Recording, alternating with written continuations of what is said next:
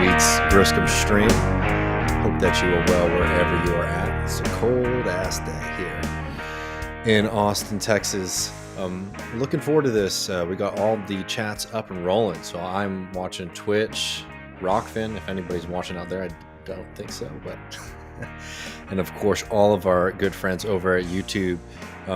We got a fun show this week. We're going to be joined tomorrow by Marshall Steinbaum, a progressive economist, to talk about all of the weird lies that neoliberals have been putting forward to argue against us getting much needed student loan relief. And then later in the show, I actually just finished the interview a couple hours ago. Travis County's own Bob Leibel, who is running for Travis County Commissioner here, which might seem like an archaic kind of position, was actually very important in fighting against corporate power and certainly the mass incarceration system.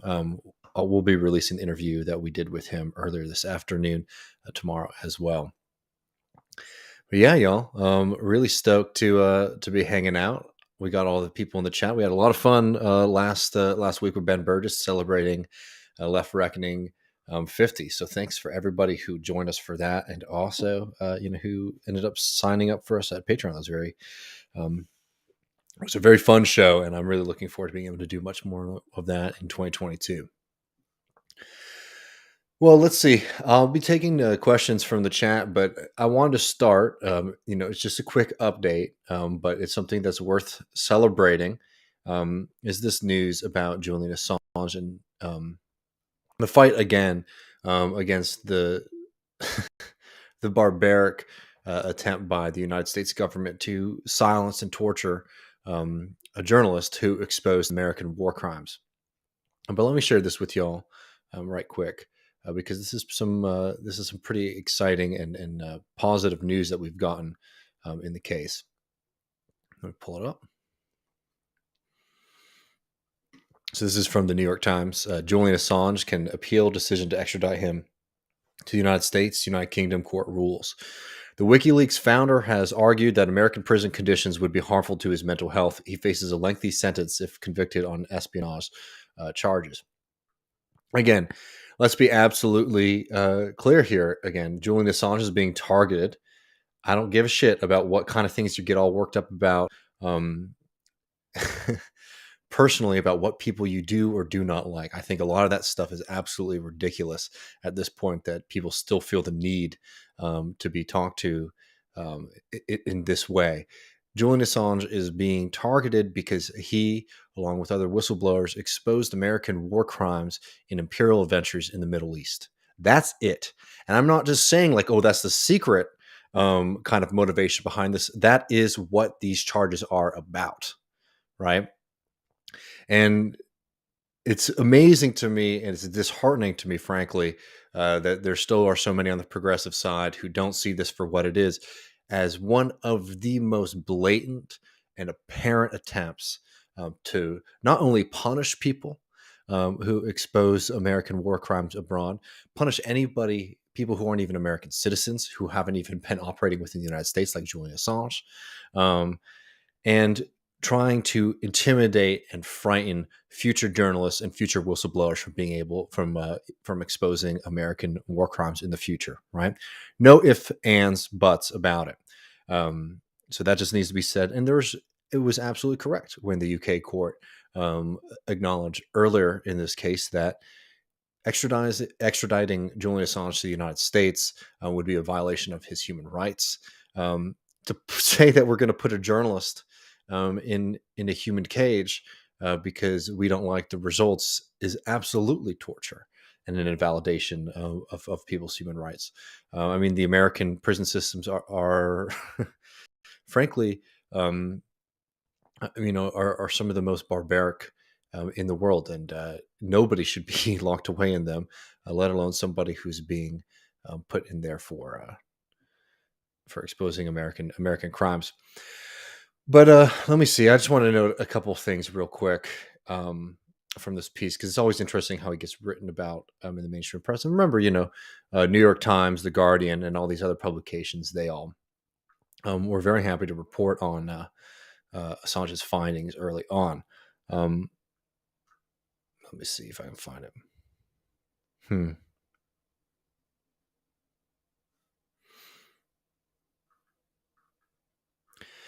It's not the it's not the biggest deal in the world. Let me see. I tweeted out the relevant section earlier. It's just funny the way that this sort of gets reported about on where it sort of is the kind of dancing around the severity of here we go. I'll share a tweet of mine um, on this, which I think sort of encapsulated what the way that it's reported, how sort of ridiculous and how it can sort of um, confuse folks as to what the actual not just charges, but like what this actual process is. So um, I tweeted this: positive news that Assange can appeal his extradition to the U.S. More positive would be for him to walk free and the end of the ongoing state terror and torture campaign against him. Um, and then this is a headline that they linked to in that piece. U.S. promises not to imprison Julian Assange under harsh conditions if Britain extradites him. And this is the crux of the, of the, the American case right now, is saying that like, oh, if we bring Julian Assange, we won't treat him in the harshest way possible, as if that and it's that's supposed to help people sleep better at night. That's supposed to be a symbol of justice. Frankly, it is quite a brutal admission from the United States justice system that, oh yeah, we do treat prisoners extremely harshly. Oh, and we do invalidate people's human rights because we treat them, we put people in cages and torture them for years and years. It's incredible to say that, oh, we won't inflict the worst horrors on this person. We're just going to lock him away for the rest of his life. We won't torture him. We won't do any extra kind of psychological torment to him. We're just going to lock him away forever for exposing the fact that we tortured people in the Middle East and that we killed civilians without any real care. It's just rich. So we'll obviously be watching the case closely. The Julian Assange team certainly sees this, legal team sees this as a victory. So I'm very happy to to call it that, because we definitely need positive news on this one. But I'll tell you, this is something that really I think that people need to start getting a little bit bolder and more outspoken on. I know it's been a decade. I know it's felt like a really, really long time. And that's the point, is they want to sort of grind him down, and also any kind of supporters or people who care about this down. Because again, this is an attempt not just to intimidate this individual person, which would be bad enough on its own, but also journalists and the media in general.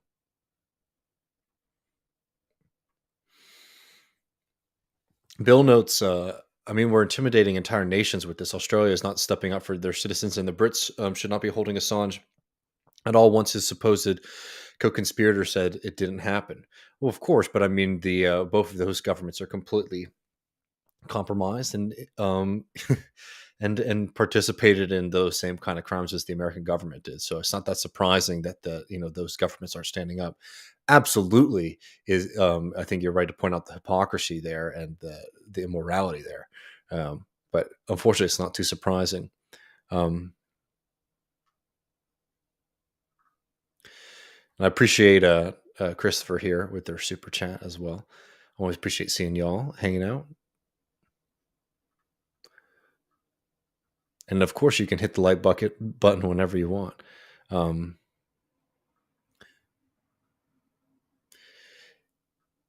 just keeping up with these. Yeah. So hopefully that's some positive news regarding Julian Assange, and we will. Again, we'll be covering. I highly suggest people follow Chip Gibbons. Their work on Assange in this case has been absolutely, um, crucial and very informative during this period of time and for many, many years. We also have a friend, Strom, who says, "Oh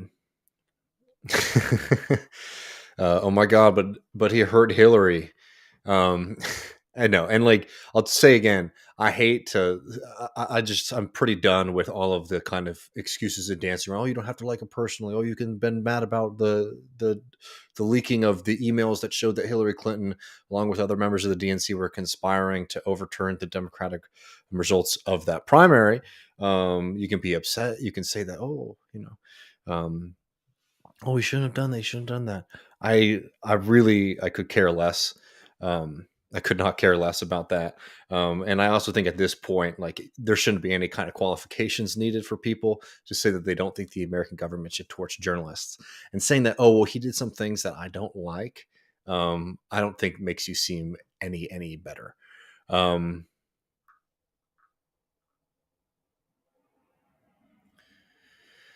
yeah, well, Jordan notes pretty worried about Ukraine, and we're going to do more on that tomorrow. But maybe we can start here because I just wanted to note this. I mean, it's just we're going to start a little negative and we'll get positive. How about that, y'all? um, because I did also want to know. I mean, we're going to do Ukraine stuff more in depth tomorrow on the show, so I don't want to give Matt a chance to speak to it. So I'm not going to do a whole segment on it today. But I did want to share this story because it's worth paying attention to because this is all ongoing, obviously. Um, One, I'll just share this really quick. I hope our friends at the FX Substack do not mind me sharing this from behind the paywall for them. But it's a great resource if you're not already subscribed to it. Both Derek Davison and Danny Bessner do great work over there. But this is from their daily update yesterday on Ukraine. This is Derek Davison. Although the Biden administration seems to be giving diplomacy in the form of an upcoming sequel to last week's meeting between Blinken and Russia's Foreign Minister Lavrov, as well as a newly announced session of the Normandy Group in Paris on Wednesday, a chance to forestall a Russian invasion of Ukraine. It's also proceeding as though it assumes the invasion will eventually take place. Hence, the Pentagon's announcement on Monday that it's put some 8,500 U.S. personnel on heightened alert for potential deployment to Eastern Europe. They wouldn't be going to Ukraine, but to NATO members surrounding Ukraine. Likewise, NATO has put some 5,000 soldiers on alert for potential deployment. Joe Biden reportedly discussed these plans in a conference call with several other NATO members on Monday.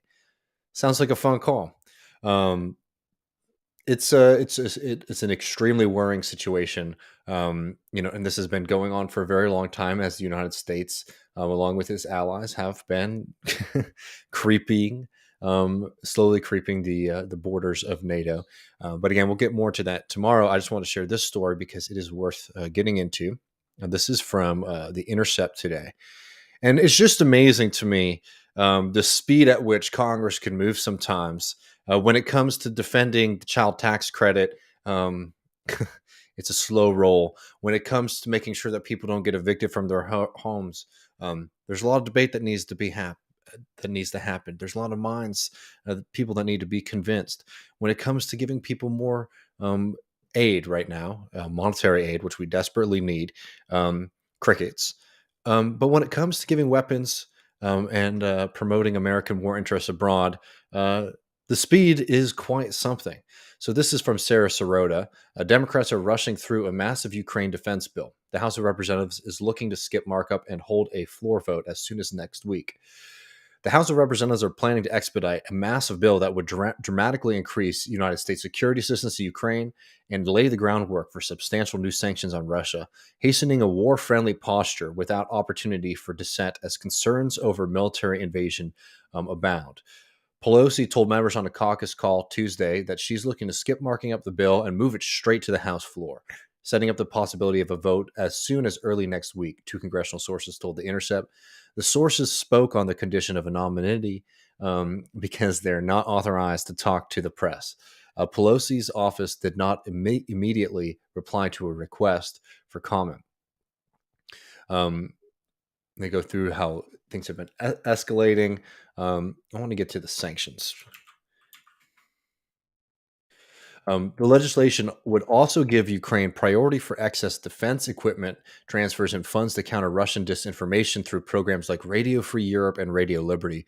It is interesting to see how much, even though we might sort of see those outfits as being a little kind of goofy, um, how much they are actually considered to be useful tools in warfare and in combat. Anyways, disinformation through programs like Radio Free Europe and Radio Liberty, it would further aim to bolster Ukraine's cyber defense and direct the president to consider imposing sanctions on Russia in the event of a cyber attack on Ukraine.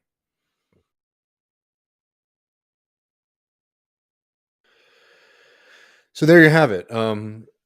Congress, I mean, I will say, for a long while, we had complained about the fact that Congress had stepped back too much, and given too much power to the executive branch when it came to warfare.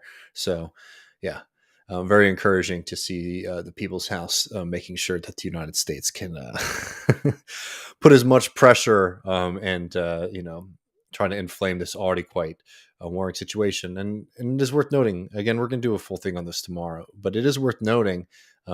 That despite even though there certainly has been troop mobilization, and a lot of bloviating from the West within Ukraine. There's a little bit of a puzzle. As West mobilizes, Ukraine's leaders play down Russia threat. The stay calm posture has left analysts guessing about its leadership's motivations, but some say that after 8 years of war, the country simply calculates the risks differently. Russia's military buildup on the Ukrainian border is easy to see, and yet, despite the buildup, and even with the United States warning that an attack could come imminently and NATO forces on alert, Ukraine's leadership is playing down the Russian threat. That posture has left analysts guessing about the leadership's motivation, with some saying it is to keep the Ukrainian market stable, prevent panic, and avoid provoking Moscow, while others attribute it to the country's uneasy acceptance that conflict with Russia is part of Ukraine's daily existence. And certainly, there's a lot of unique history that's worth going through and understanding this. Part of the world, certainly understanding its relationship with Russia, understanding most importantly, events of the past decade. And we'll take some time tomorrow to sort of break those down for everybody. But I just want to say some easy things that you can understand is that, no, you should certainly oppose the American efforts right now to sort of offload more and more military equipment and to funnel more military spending into that part of the world. You should certainly be a little bit suspicious when you hear things like Boris Johnson saying that he found definitive proof that Ukraine was about to be toppled covertly last week. But, oh yeah, he can't really share it with the public yet, right? You should understand there's something going on, and it's worth certainly being very, very suspicious of these same kind of of these warmongers who always will tell you that this time is different. This time it's about democracy. This time it's about upholding the values of freedom, free and fair elections. Time and time again, we've learned that that's not the case, and there's always another angle there. And you don't have to go too far in the U.S. Recent history to see the kind of priming that has been done, mass priming on the American public to sort of prepare them for war.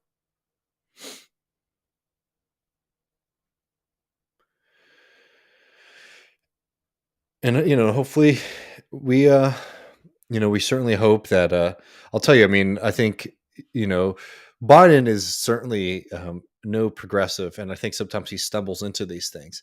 But so far, despite the clamoring that you've seen within the Democratic Party for like a much more sustained conflict with Russia, we haven't seen him willing to too much to take the bait. This is certainly seeing him at the precipice. So hopefully, there is a diplomatic a solution here, but it's something that we can't just ignore. And I think it's worthwhile recognizing that there are a lot of interests that are really trying to push this kind of narrative that there needs to be some kind of grand war with Russia to protect democracy, which again is just complete BS. Especially if you look at what the history of democracy in post-Soviet Russia has been, and how involved the American government has been in actually trying to subvert popular democratic will in that country.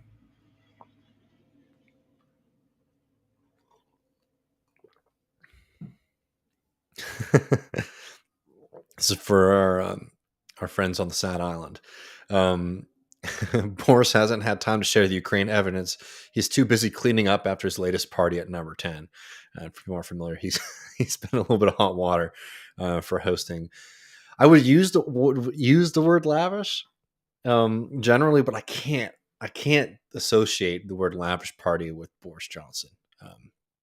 They've been having some kind of stale affairs over at number 10 when they were telling people to stay at home.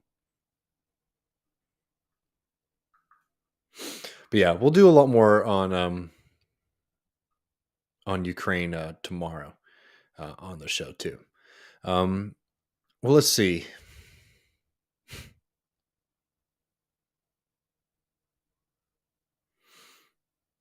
We all love our British friends. I mean, honestly, can I make a couple suggestions to folks, if this is okay? Maybe a little quick David reading list.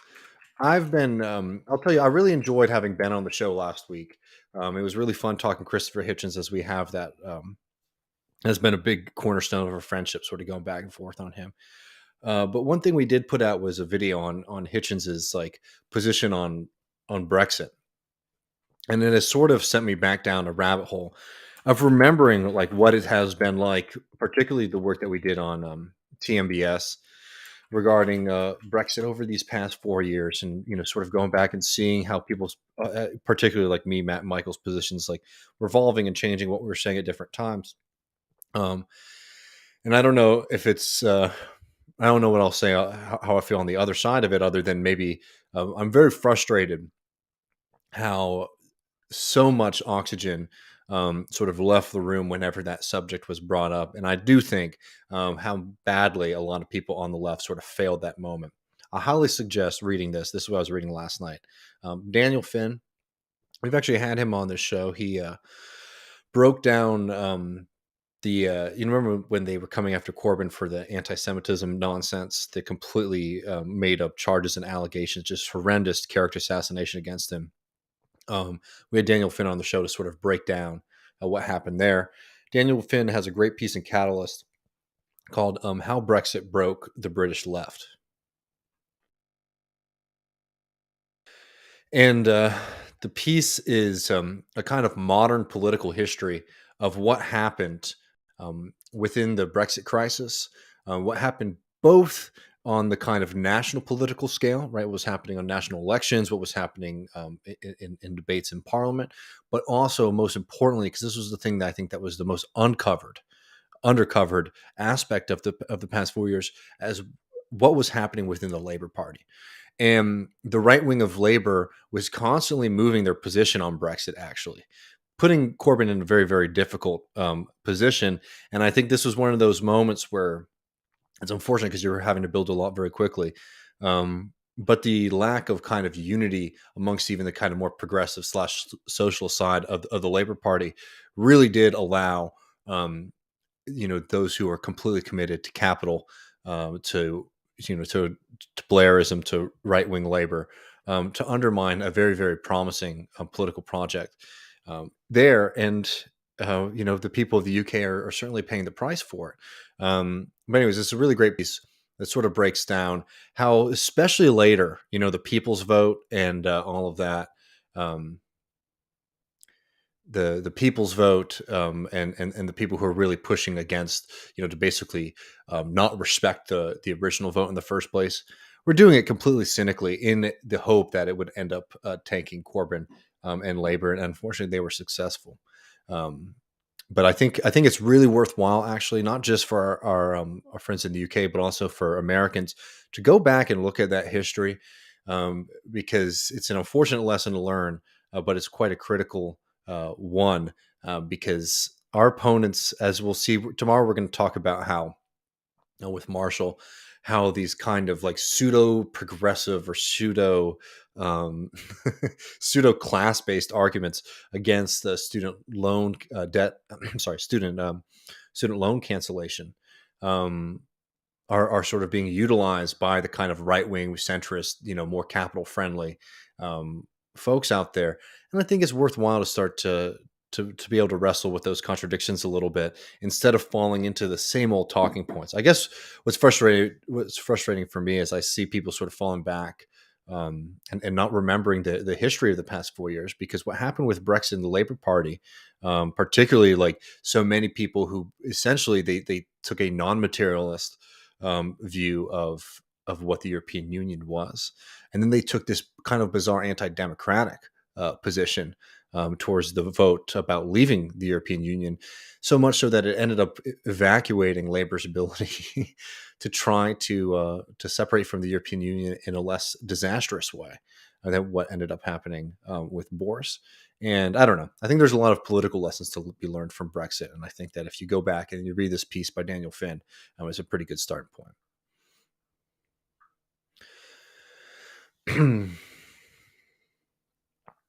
But why don't we start here? Enough with the kind of more pessimistic lessons here. Let's end with two fun things. I want to start with this video that I have of somebody who I admired. I admired very, very much, Alexander Cockburn. He was a huge influence on me earlier in my life. He was and continues to be someone whose work I look to for inspiration. He was, along with Jeffrey St. Clair, founder of Counterpunch, author of countless books. It just seemed like a very, very fun guy to be around. I really am sad that I never was able to have the opportunity to meet him. I was going to share this clip with y'all. This is Alexander Cockburn talking about one of his books. I think this came out in the early 90s. The Golden Age is in us. And this is him on C-SPAN, classic C-SPAN vintage clip. And I like it a lot just because I think that what he says about the left and a kind of disposition that we need to be able to start developing in our political movement is still very, very true today.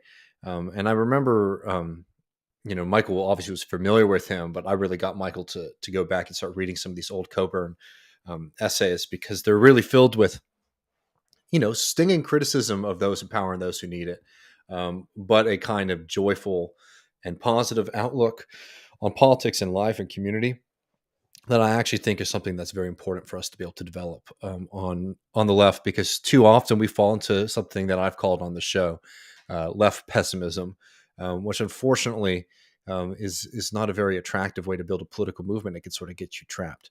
So I'm going to play this. Feel free to also, while this is going on, it's a couple minutes, put some questions in the chat and we can sort of go back and forth for a little bit before we roll today. Cockburn is the author of The Golden Age is in Us, Journeys and Encounters. The very first 4 words of this book are 2 questions. Golden Age, question mark. This is in the foreword. In us, question mark. What are you writing about? It's a journal, actually, of the last 8 years of history and of my life. It deals with the fall of communism. It deals with political events in this country, but it also deals with what happens to me as a fairly radical writer, how I deal with people, what happened to me personally. The idea of the Golden Age, it's actually a quote from Rousseau, Jean-Jacques Rousseau, and Rousseau said, "The Golden Age which blind superstition had placed behind or ahead of us is in us." And the idea is really to say to people, particularly on the more liberal left hand, we're very used to spreading gloom and doom and saying how awful things are, but you never really get anywhere just telling people how awful things are. You have to give people an idea, a utopia, a way of enunciating what you want to happen in the society, what you think the dream of the good and the beautiful is. And so there's no use looking at some model of the distant past or some dream of the remote future. We've really got to go with what we've got now and try and sketch out ways forward. People that one of my themes in the book is You never get anywhere just being miserable and telling people gloom and doom. You've got to give people an objective and a sense of hope. I mean, this is nothing particularly original about this, but on the left, it can be a rather startling thought to some people. What hope, then, do you give people in this book? Well, I think I give many kinds of hope. I mean, the book deals with the dreams that many people have, whether it be, I mean, to start very far west, Hawaiians. I have many friends in the Hawaiian national movement, sovereignty movement, who have a very clear dream of what they want to happen. They want to recover their rights.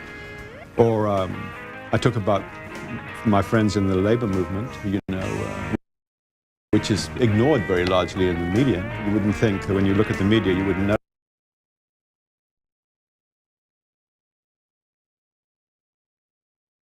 I'm sorry, I do not know why that music is in there. Let's see.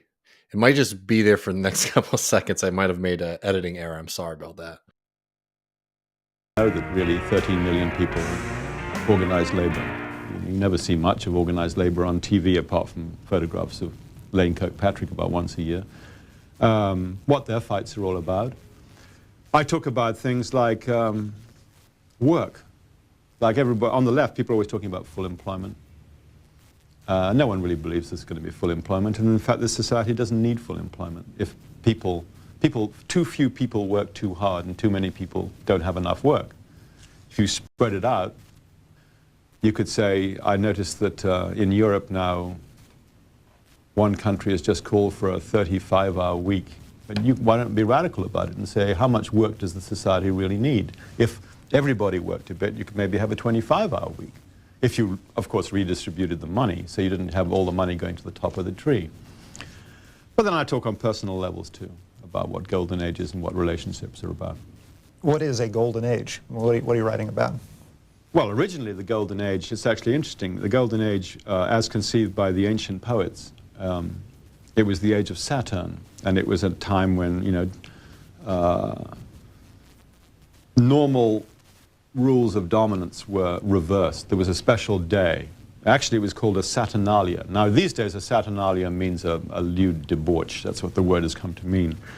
In classical times, it was a day when the masters of Rome, let's say, they threw aside their togas and their splendid emblems of rank, and they put on the clothes of the servants, and the servants assumed the role of masters. Everything was reversed, and the masters waited on the servants, and normal social rules were changed around.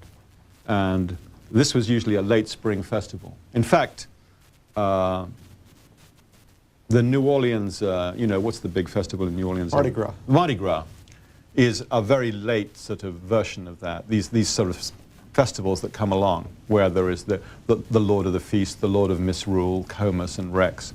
And so by the time the Middle Ages came along, the idea of the social reversal had gone, and it was left with the idea of a drunken debauch. So that's a golden age. Everybody has different golden ages. The right-wingers have a golden age, you know, a golden age where, I don't know, the deficit has been wiped out. You've balanced the budget and you've sent everybody to Christian schools.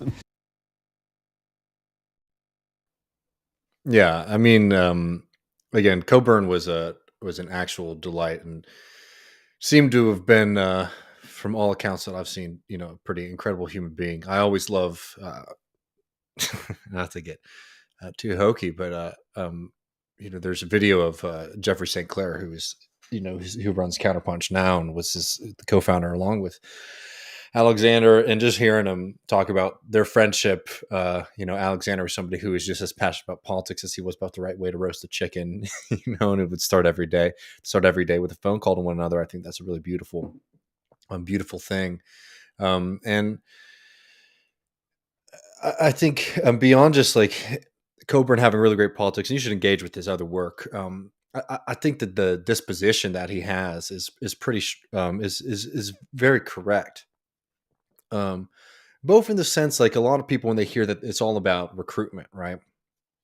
And I agree with the sentiment there. Certainly, I'd make the same argument that, you know, Cockburn actually has another funny story where he, you know, tells about like a young communist selling newspapers on the street in New York, and they're saying, you know, comrades, our opponents are gaining power as they crush the labor movement around us and abroad. Americans, the American empire is gearing up for war. All while ecological collapse seems to be more and more imminent than ever. Join the Communist Party, right? And the joke there is that there's not too much exciting. It takes a very specific kind of psychology to sort of be only motivated by the negative, right? You have to have a positive, and that's one thing that I do really like about Marxism and particularly socialism, is even though it's a philosophy and a way of looking at the world that comes out of a negative, right? It comes out of exploitation. It actually has this extremely optimistic view that out of all of this difficulty around us, something really positive is possible, right? And that's a social society, a society where our needs are met, and not only are we just sort of getting by, but we're actually able to thrive and better ourselves and pursue greatness in a way that we were never able to under the current system, right? And I think that like taking a little bit of that into your heart is good, not only just for like the idea of recruitment, but also for yourself. And I think I don't, because one, I don't find myself to be someone who has got everything put together or anything like that. I don't think this is the way these kind of programs should go, in a kind of self-help direction. But I do think it's worthwhile to make sure that you're looking out, for yourself and bettering yourself too. Not just in the kind of self-care way, but like, how can you become, a smarter, more intelligent, empathetic individual, is beneficial one to the movement, but also to yourself. And I don't know, I feel like Cockburn was somebody who was able to, enjoy life while also being in the trenches in the struggle. And the second bit, what the hell is that? I mean, the second bit is is what he was talking about when he's talking about being a radical. And I think that it's something that has sort of fallen out of fashion, to consider yourself to be a radical today. And I think that that's a shame, because being a radical is a really, really, radicals are the ones who have changed everything. Radicals have been the ones who have seen systems that seem set in stone. I mean, every system that has ever existed since the dawn of time has seemed like this is the natural way. This is the way that the world works, and you can rebel against it here or there, but you'll never be able to completely change it, right?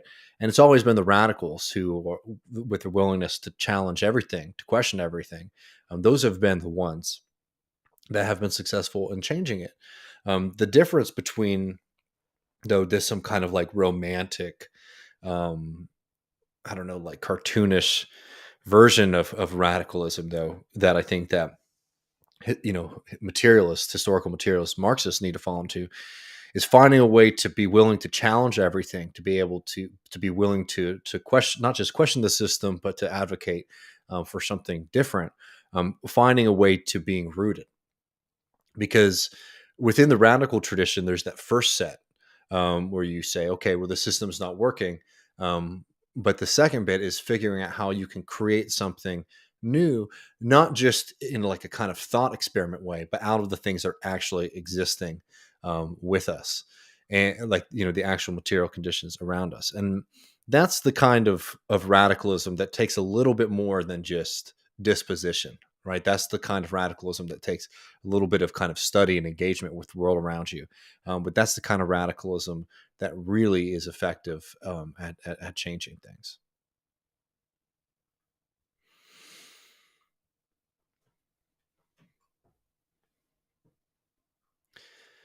But yeah, I highly suggest if people aren't familiar with Alexander Cockburn's work, to check that out in the future, because he's something else. Well, in the last bit before we roll out, I was just going to share this because I saw this last night and I think it's pretty good. It's a piece in it is a piece in, was it the Denver Post? I'm calling it the Strike Breaker's Diary. This is in their opinion column section. Kafer says, I crossed the King Supers picket line because the strike wasn't personal. Personal to who, you have to wonder.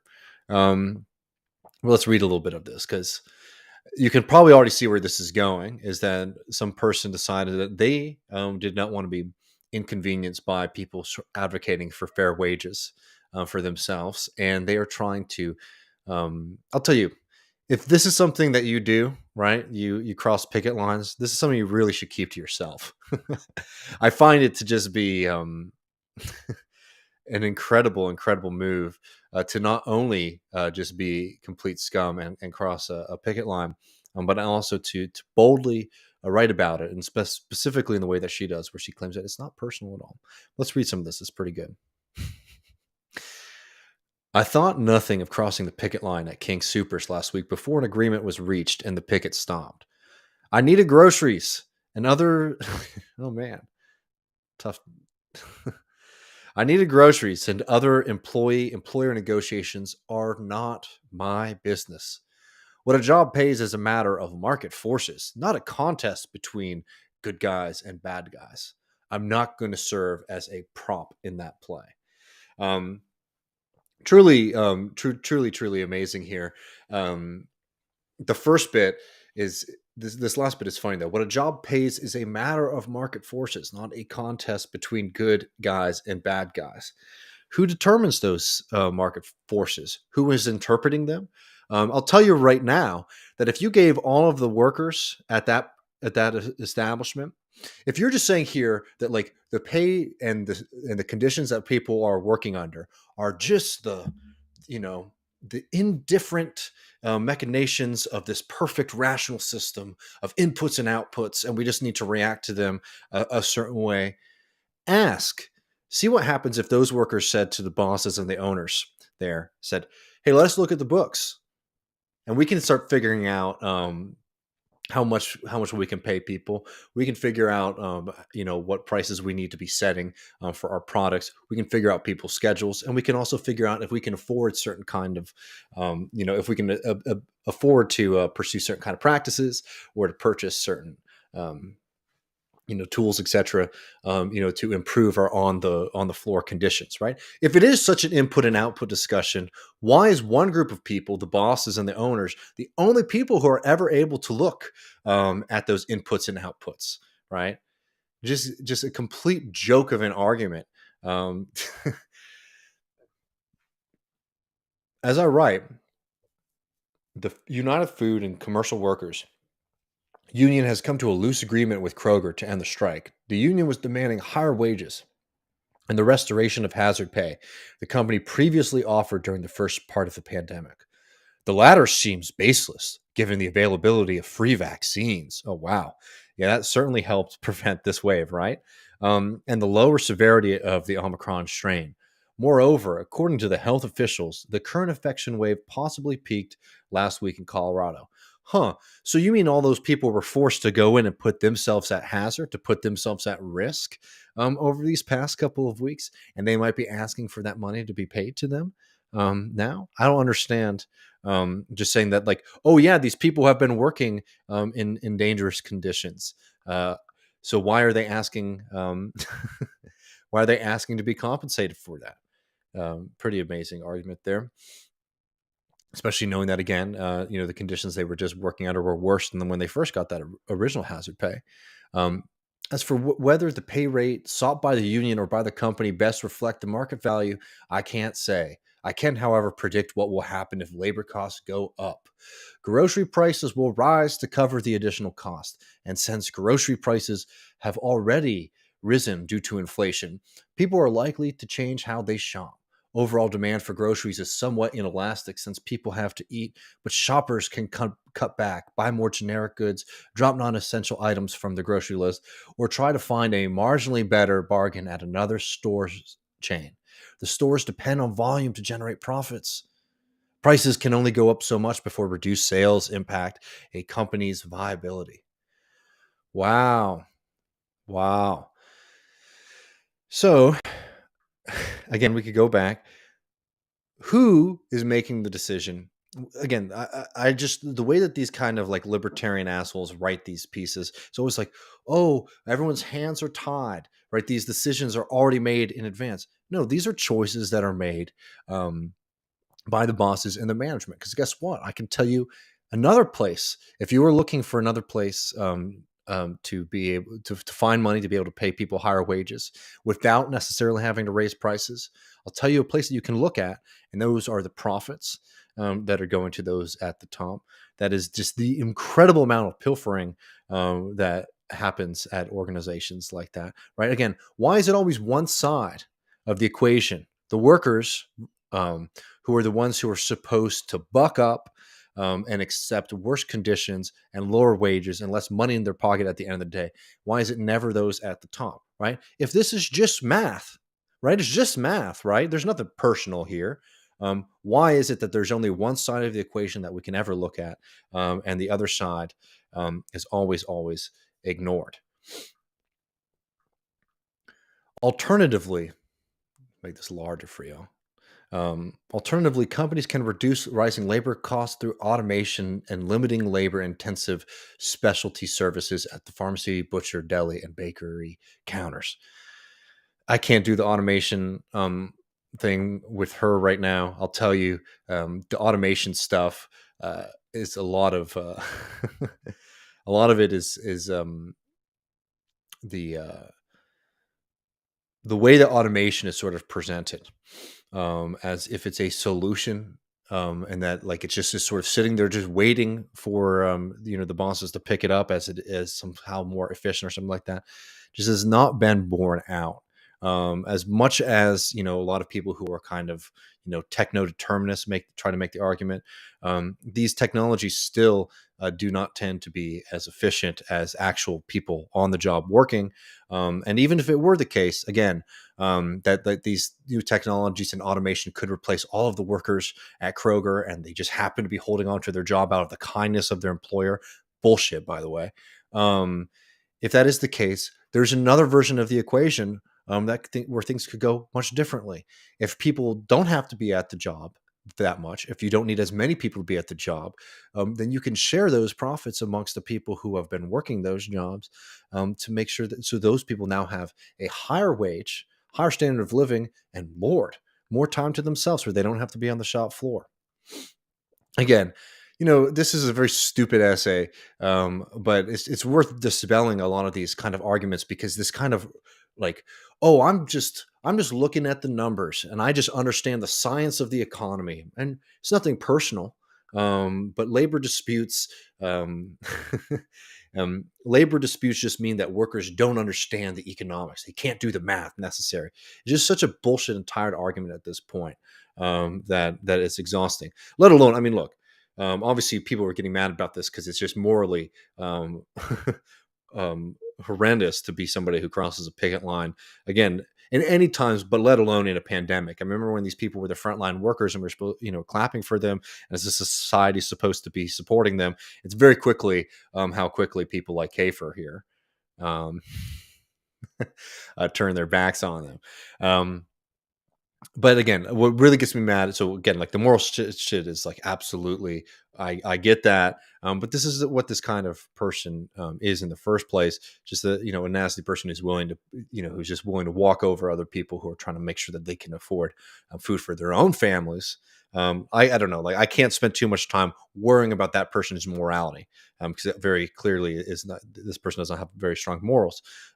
But this kind of scientific side of the argument is also just such bogus, that there is just these kind of basic principles of economics and business science that the rest of the world just doesn't understand, that the workers just don't understand. When again, no, these are actual political, social decisions by people in power. And that power can be shifted, and the businesses can continue operating efficiently and providing the services for the community without bosses and managers exploiting people and extracting absurd, rates of profit from the labor of all of these workers. But don't worry. I mean, she has her preferences. So she would prefer neither higher prices. As a customer, I would prefer neither higher prices nor greater automation. If it happens, though, it's not personal. It's economics. Perhaps I'll go elsewhere for milk. And if Kroger employees don't get the raises they want, they owe it to themselves to check out new opportunities elsewhere. Classic. If you don't like your job, don't fight for better conditions on the shop floor. go to a new place. And this is a sinister argument for a few reasons. One, because no, you should absolutely fight for better wages at the job that you have instead of just moving from job to job to job. And secondly, um, this kind of sinister this argument is very sinister, because it makes it so that conditions can never improve at any establishment. And if you complain, don't ever take it upon yourself to fight for something different, or or your community or your class. You just need to accept that that's the way that it is. When it's not, these again are human decisions that are being made. And here's the best bit. Y'all ready for this? She's got a dad. Dad worked hard. My dad taught me you're not owed anything in this life. That I agree. I very much agree with that statement. We aren't owed anything. We should be fighting for the things that we deserve, right? But no one's just going to give you things. That's why you have to fight back and take it. And you know what those workers were doing when your dumbass crossed the picket line? They weren't sitting on their asses and saying, "Oh, I'm owed this, and I'm just gonna sit around. I'm just gonna expect it to materialize in front of me." No, they went. They organized and they talked with each other and they came up with a plan and they decided they're not going to go to work as a collective group, and they're going to stand outside of the establishment that they worked at to let people in the community know not to shop here unless you want to support an organization that is exploiting workers at this rate, right?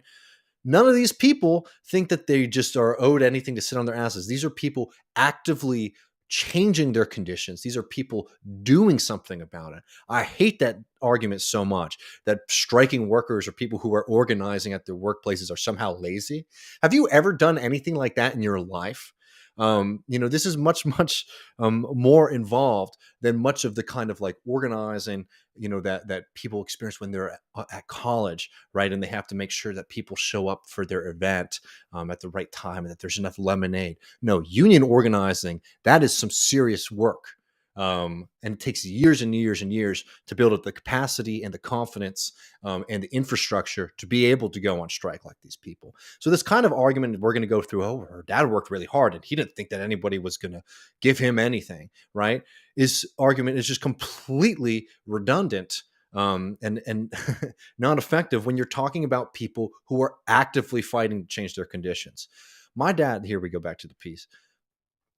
My dad was a Sears appliance salesman when I was born. When I started grade school, he went into wholesale, selling tires. Um, Most months, the job paid better. As a side hustle, dad refurbished antiques and fixed up cars for resale. No, it sounds like your dad could have used a union. At a gut level, he understood that individuals have an obligation to themselves and their families to find a job that meets their living expenses, acquiring skills to enhance their productivity as necessary. No one is owed anything. Neither a so-called living wage, nor insurance, nor pension. These must be sought through job hunting, hard work, and upgrading one's skills. I'll give you another idea. Um, Another way to be able to get the wages that are necessary to raise a family, insurance, and a pension, is to cut into the profits that bosses have been exploiting from the hard work that you've been doing at all of these different jobs, right? Um, that is hard work, right? Organizing at the workplace is hard work. Again, I just like the kind of insinuation here that union people, one, don't understand economics, and two, are thinking that they're just like owed things for existing, right? And that this is what they're asking for is like the result of like their own, to be rewarded for laziness, is such bullshit. So instead of saying I'm just going to hop around from job to job to job and hope that people at the job, at the new place that I'm working at, have fought at their workplace so that I enjoy higher wages, and that I enjoy more benefits, take the initiative yourself to organize at your own workplace, right? It's just absolutely ridiculous to sit here and make this kind of insinuation, that the only way that is morally valid to improve your life is to find a new job instead of changing the conditions at your workplace. Because again, you can make the economics work, right? I'll tell you that right now. The way that you see it, like this is like a cute thing that they do at like pizzerias. like small businesses across the country, they're like, we're going to have an employee appreciation day where instead of the boss taking home the profits at the end of the day, they like distribute that amongst like the workers. There's a big thing in like Illinois or Indiana, I can't remember which one recently, where like, oh man, these pizza workers made $60 an hour. How did they do that? Well, because they didn't have a boss for a day.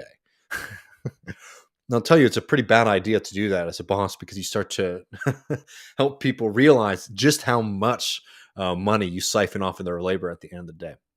Right? Again, there's money to be distributed here. It's not personal.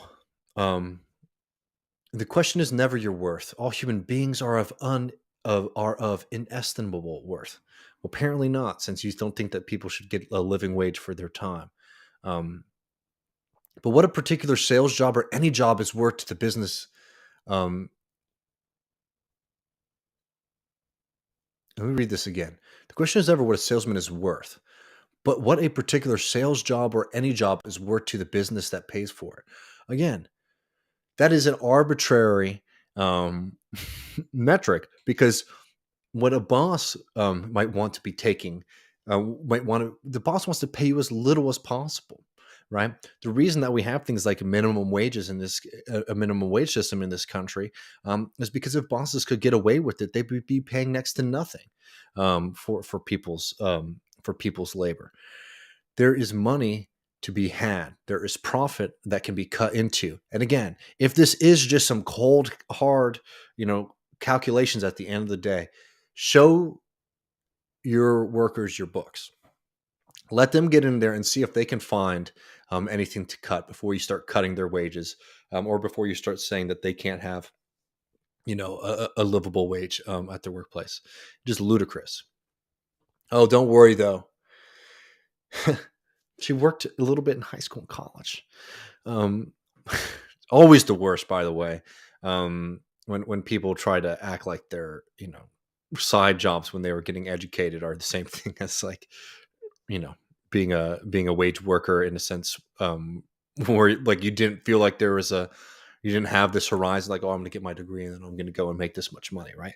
It's always amazing when people try to compare those experiences to the people who don't have this, like, oh, 4 years, I'll be done. During my decade or so in retail, sometimes I asked for a raise and got it. Other times I was refused. Sometimes I stayed for a while. Other times I left immediately for greener pastures. Ultimately, I went back to school while working full-time and developed a skill set worth more than the minimum wage, writing shitty-ass essays for the Denver Post. What I currently charge for my labor and what someone is willing to pay for it is always subject to negotiation, but I'm not looking to outside parties to weigh in on my behalf. It's probably good for her, because if she was engaging with the public here, I don't think she'd be paid as much.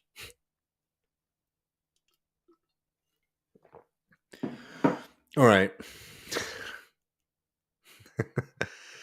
So that's the great American tradition of shitty ass op-eds. I mean, is there actually a writing form that is just more boring and filled with reactionary sentiment than like the American newspaper op-ed page? I mean, unfortunately, it's a it's a real joke. All right, y'all. I could look at a question or two if you'll have any, but if not, we can jump on tomorrow. We'll jump on tomorrow for the. I think there's a little bit of delay on the chat here, so I'll give you all a second.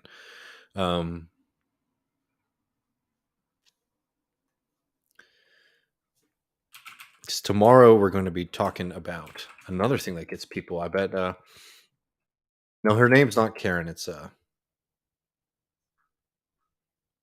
Krista. It's a nice name.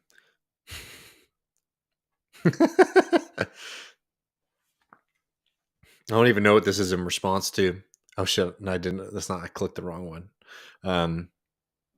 This is very hard on Megan McArdle. Megan McArdle is probably one of the most fascinating op-ed writers in the country. I don't know who her actual audience is. Obviously, she's paid by the Washington Post, but she was floating around. I remember I saw her debate Bhaskar before. I was really in the media game, and I knew people, and I was just absolutely amazed at the kind of low. Her whole argument basically was that because you can get strawberries at the grocery store, that you shouldn't complain because in the olden times even kings couldn't get strawberries. Um, but I'll tell you, the response to that obviously is that I'll tell you right now that the king was living pretty damn well compared to everybody else, and yeah, I would probably trade the standard of living that I have right now for the standard of living that, yeah, the King of England had in the 1600s, even if I couldn't get fresh strawberries in February. I don't know. Um, I've not seen the Folding Ideas new video on NFTs.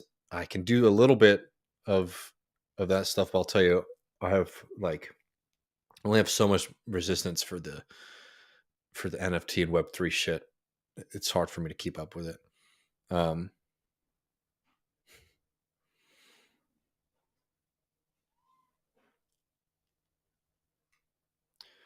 um, I'm following. Oh, we got the bots. Yeah, get the bots out of here. um, well, somebody asked me this. Maybe we'll just do a whole episode on Brexit revisited. Um, I mean, I'll tell you my position on what was the correct take on Brexit for the left. Well, the point is that, and I highly suggest if you're interested in this, read Daniel Finn's piece, because the point is that it's moving throughout time.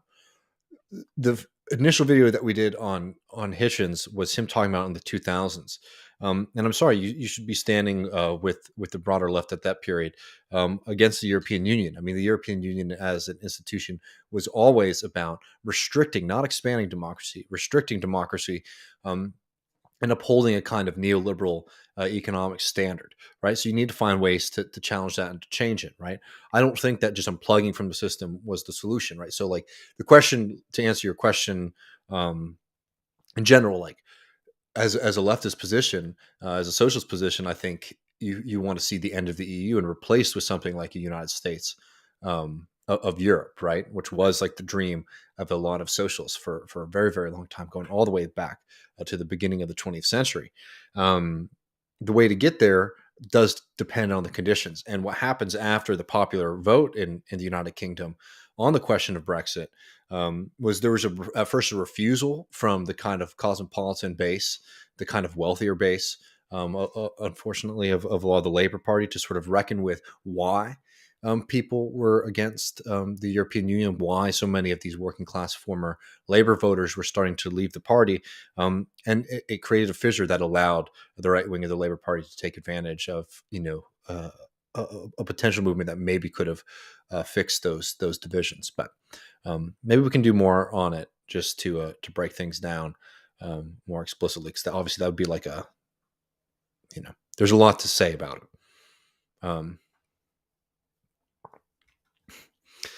Control over your life versus strawberries. Let me think. Yeah, those better be some damn good strawberries, man. Like those little kinds that you get up north, like in like Maine and stuff. You just pick right off the ground. Those are good. Well,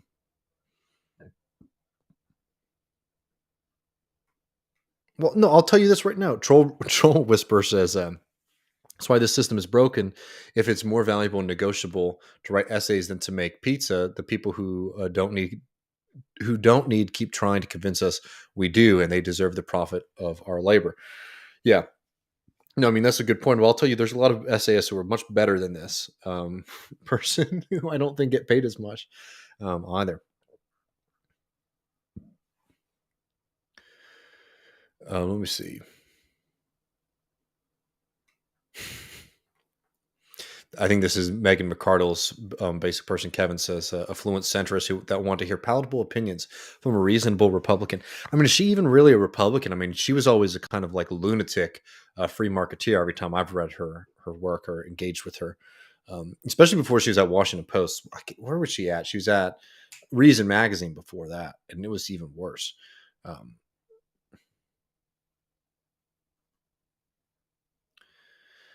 Yeah. Well, Rob says Brexit was always a wedge issue to crush the left.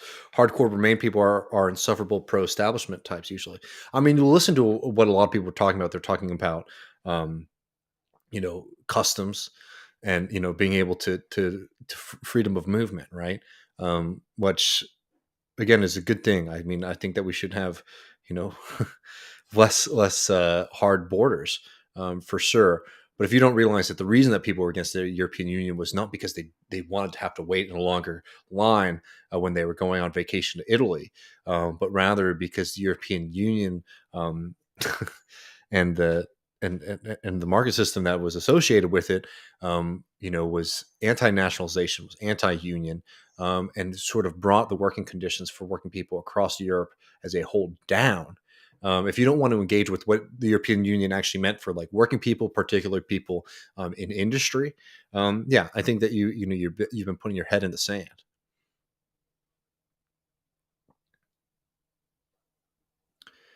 Let me see.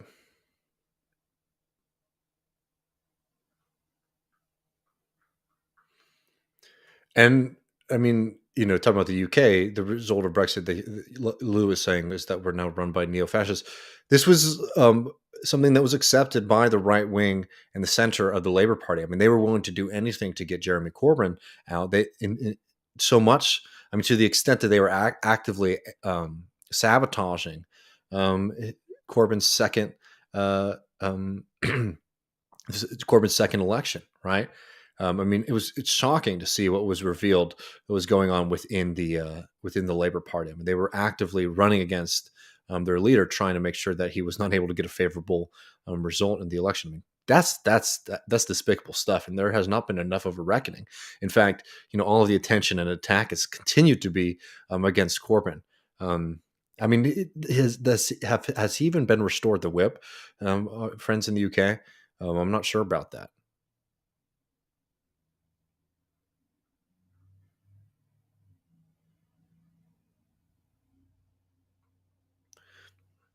Remember how the Post and Courier, this is in South Carolina, used to run essays by lost cause fanatics and anarcho primitives. I did not know about the. I mean, I can imagine the lost cause fanatics for sure, but I don't know about the anarcho primitivists. I would like to see that actually. um, Here we go.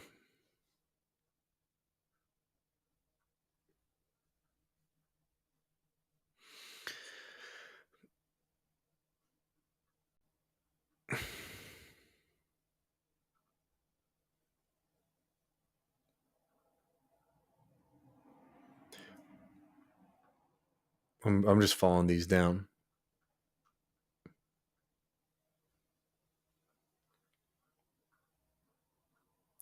I mean, left right LR is pro Brexit confirmed. I think that what they ended up doing was a disaster, and the fact is that Jeremy Corbyn and the Labour Party certainly should have been in control of that process. But I thought it was absolutely ridiculous once it's been voted on to then say that we're not going to respect the results of that election. I think that that's actually a very dangerous position to take. I'm very much against the European Union, in the same way that most socialists, including Corbyn, Tariq Ali, Varoufakis for most of his life. I mean, Varoufakis campaigned against joining the European Union. This is not like some kind of new, like wedge, like niche position. This is actually pretty traditional left socialist, position here. What happened was that there was a complete split in the Labor Party, very different in a lot of ways, but there are a lot of similarities with the Democratic Party of kind of upper middle class, super wealthy, professional class people who start to fill up the ranks and become the main constituency that people listen to within the party. When it and those people, yeah, they overwhelmingly want to remain in a neoliberal project like the European Union. When a lot of the kind of more traditional working class parts of British society were less interested in maintaining that relationship to the European Union. What ends up happening with Brexit is a complete disaster, because the Labour Party was effectively absent, because Jeremy Corbyn was having to put out fire after fire. Not that he didn't make mistakes of his own, not that the movement didn't make mistakes either, but the fact that you got the hardest. version of Brexit possible under like clown fascist Boris Johnson is because the Labour Party, particularly like the old guard of the Labour Party, was willing to let everything burn to try to destroy Jeremy Corbyn. Yeah, I think that that's an absolute disaster.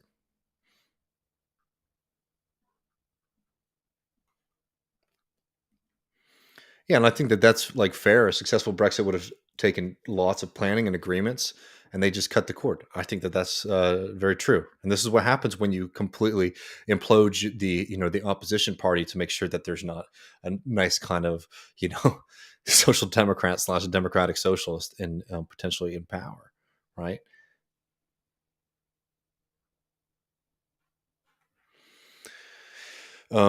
Nick says, I see many channels about entrepreneurship and building businesses on YouTube. A lot of how to solve, scale, and execute a business plan. We need more leftists and operators of co-ops to inform on.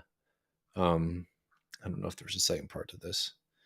I mean, that'd be great. Richard Wolff has his platform where he sort of breaks those things down. I don't find. I don't find. I don't know. I think that like we need to also be working to really focus on like unionization of already existing businesses and trying to work to sort of, and it's a long path, but as like a long term strategy for like a socialist left. I'm not a big like we're going to create like a 50% cooperative alternative. 50% of the economy, for example, like being an alternative to like traditional American capitalist. I think that we're going to actually have to win over and nationalize and win union workers control of other already existing businesses rather than like recreating a kind of separate economy. I don't find that to be um, a solution. And Sune says here, and this was the real threat, and I think it was something that was very worrying to see so many people start to take who were you know who were anti-Brexit, saying like we will continue voting and voting until the people vote the way you want. Yeah, and I think that was a terrible message to go to start promoting.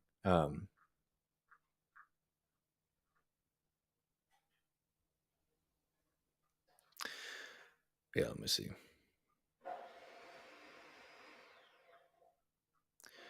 Let me see here.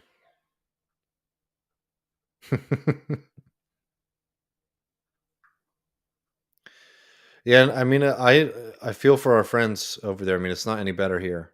I will say. Paul O'Connell just put out a good piece. I'll share it with you all on rebuilding a socialist left. I think is worthwhile. Again, I highly suggest people watch that Daniel Finn again. And look, makes me sad that people don't trust me. But if you need to hear from somebody else, go up. I'll put it in the chat right now.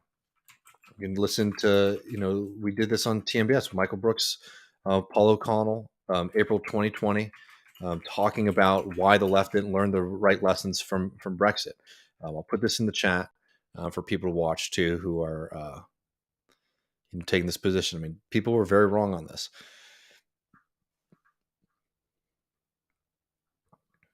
I'll put it in the chat for people who want to watch it. But if you're listening later, it's How the Left Got Brexit Wrong, featuring Paul O'Connell. It's an excerpt from TMBS 135, and we put that on April 2020.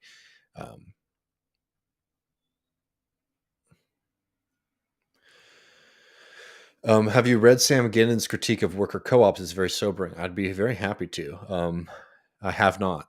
So yeah, send that to me either through Twitter or email. I'd love to read it if you have the title. I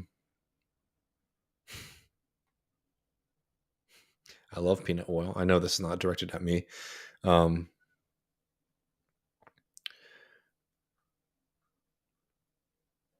Okay, y'all. I think that might be a good place if y'all want to continue the Brexit conversation.